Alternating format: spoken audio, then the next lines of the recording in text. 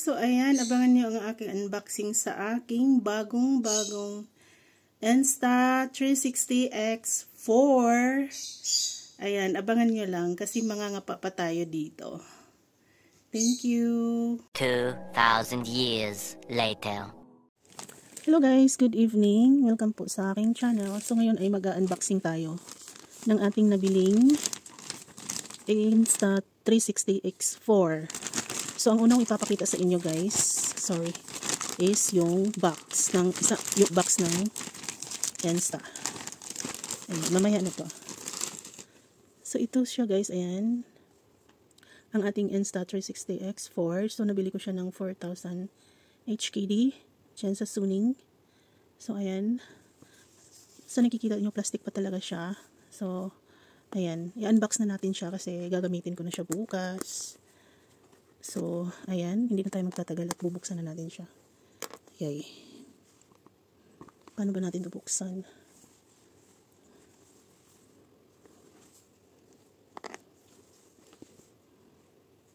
Ito. So, ito po yung, ganyan po siya, guys. So, sa loob, mayroon po yung Insta360. At saka yun, ito lang yung laman ng box na to. So, ayan, tignan na natin. Hindi lang naman ako excited.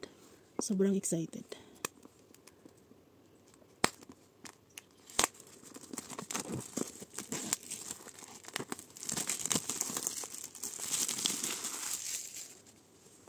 So, ayan na siya.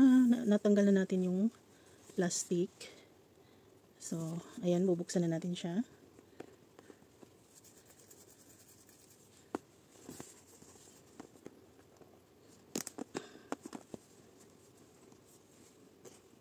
Ayan. Tignan natin kung ano ang laman niya sa isang box. Oh. So, ayan guys, andito yung ayan, ang Insta. Yun. Mabigat siya guys. So, ayan yung Insta360X4 natin. Ayan yung lens niya. May plastic pa. So, ayan. Dalawang lens. Ito yung monitor or, monitor na parang touchscreen. Touchscreen talaga siya guys. So, ito, nandito pa yung mga plastic. So, tignan muna natin ng maigi. Ito yung power niya guys. Power on. Ayan. Hindi pa natin siya alam gamitin. Unboxing lang muna tayo ngayon. Next time, magre-review na tayo. So, ito siguro ito yata yung sa battery or something. Ayan. Next time naman papakita ko sa inyo kung paano mag-install ng SD card sa loob. Kaya ito muna papakita ko sa inyo. Ayan yung Insta360X4. So, lagay muna natin siya sa gilid. Diyan. Or dito para safe. Ayan, safe para dyan. Ayan. Dito naman, nandito yung yung nandito.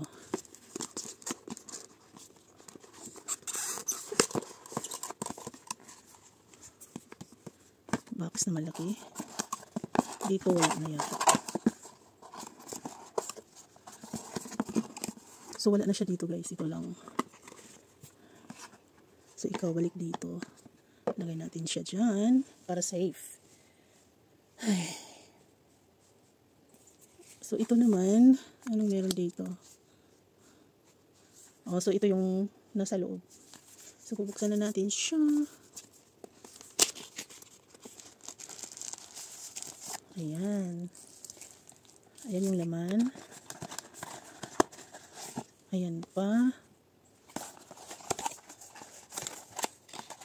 At wala na. At wala na. So, ito muna ang ating unahin. Ito siguro yung Insta360 case.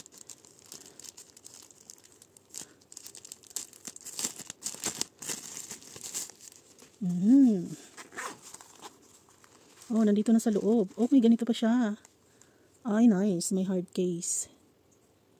Oho, nice.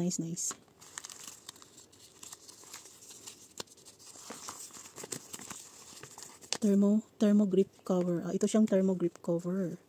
Well, ang ganda. Char. Pero wala akong lens. Saan kaya napunta yung lens? Ito naman siya guys, ang kanyang cable wire or pang gamit sa pang charge charger or pang transfer ng files. Ipakita ko rin sa inyo kung paano siya ita-transfer later on. Ngayon, unboxing muna tayo.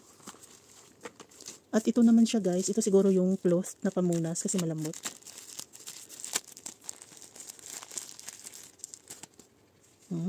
So, pampunas ng lens dito.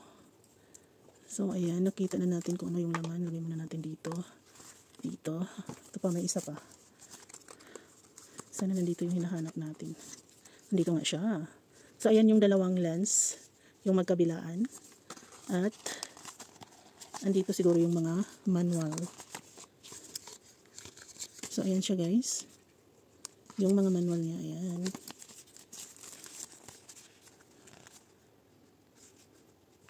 Warranty card, Insta360X4 Insta360 warranty card, and Insta360X4 safety guidelines and sticker. And yeah, ito bubuksan na natin siya. Ayan yung ating dalawang lens. Para na akong bulag.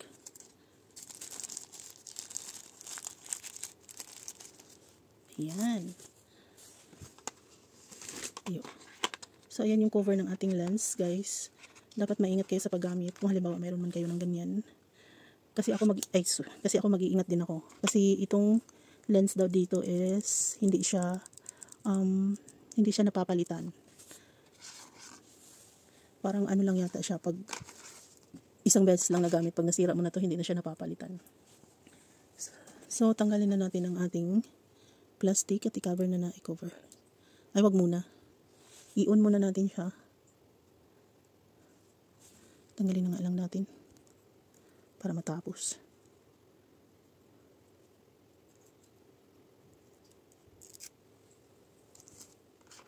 So, ayan. May blue siya sa end. Ayan yung blue. So,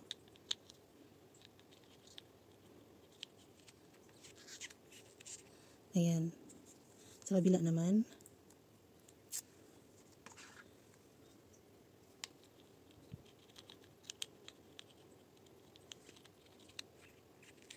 Ayan. So, ito tatanggalin natin. Ano pang meron dito? So, ito yung battery niya, guys. Balik muna natin.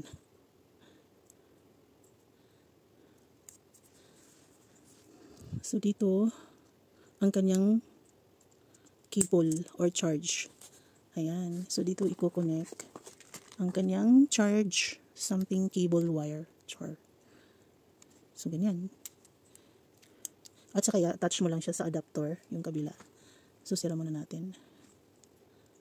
Ayan. Ngayon, i-on natin siya. Ito daw yung, saan ba ito pala? Oh. Wow. So, English lang natin.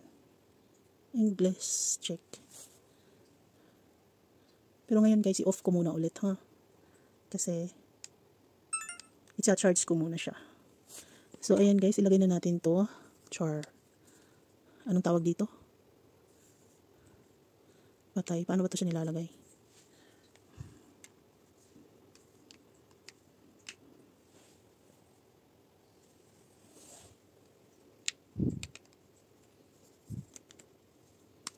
Ayan, nalagay ko rin. So, ayan, lagay natin siya. Itong cloth sa loob. At pati siya. Ilagay na natin siya.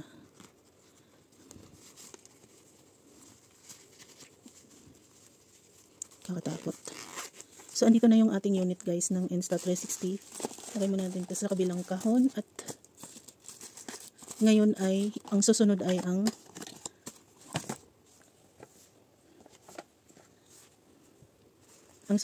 paglagay natin ng itong ating invisible selfie stick at ang paglagay ng SD card. So, ang ginamit kong SD card is ang SanDisk 256. Ayan. Kasi wala kasi ako nakitang 1 terabyte. Next time na lang bili ako. Maganda kasi yung 1 terabyte kasi pang long lasting. Pero useless din naman kapag mayroon kang ganun. Kasi yung battery mo. Ayan. At dapat guys, kung ano yung required nito, Ito lang kasi siya ang mayroon. Meron pa namang marami, pero ito yung swak. Swak sa budget ko. At saka nagkuhan din, na-inquire ko siya. Maganda din siya gamitin. Ay naku, kakaumay. Anong tawag dyan?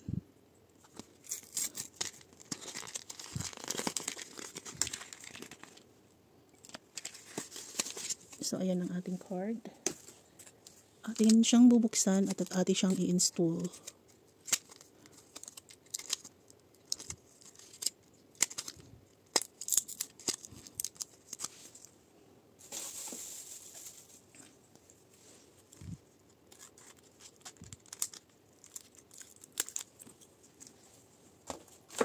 Diyos ko, ang tagal. Abutin yata ako ng 1 oras.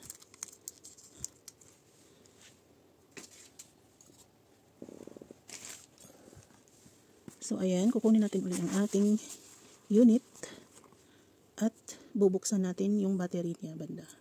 So, ito ay tatanggalin na talaga natin yan. At kung paano siya bubuksan dito guys, i-press mo lang to siya papasok, ganyan. At, ayan, aangat siya. So, tanggalin mo na siya. At dito, nakikita mo yung lagayan ng SD card. Ayan, so dyan mo siya ilalagay yung SD card. At baliktad yata. So, ayan. Ayan. So, lagay na natin siya. Pabalik. At mali yata. Ayan. Press mo siya ulit at saka tulak. Ayan. So, ganyan lang ang paglagay ng SD card. Ngayon, ayan. Ilalagay naman natin ang ating invisible selfie stick. Ano lang siya guys, 114. Yun lang ang nakakayanan ng budget ko. So binili ko siya separate guys, pati yung SD card. Yung SD card ko is worth 300 HKD at saka itong selfie stick naman 200. So kung paano siya ilagay guys, ganito lang, ayan. Ganyan. Saka ganyan lang. Ayan, ganyan lang siya. So ayan.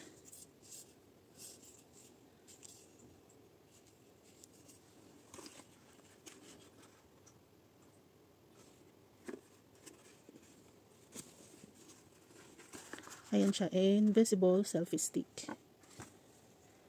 So, ayan guys, hanggang sa susunod, ipakita ko naman sa inyo kung paano ko siya gagamitin. Bye!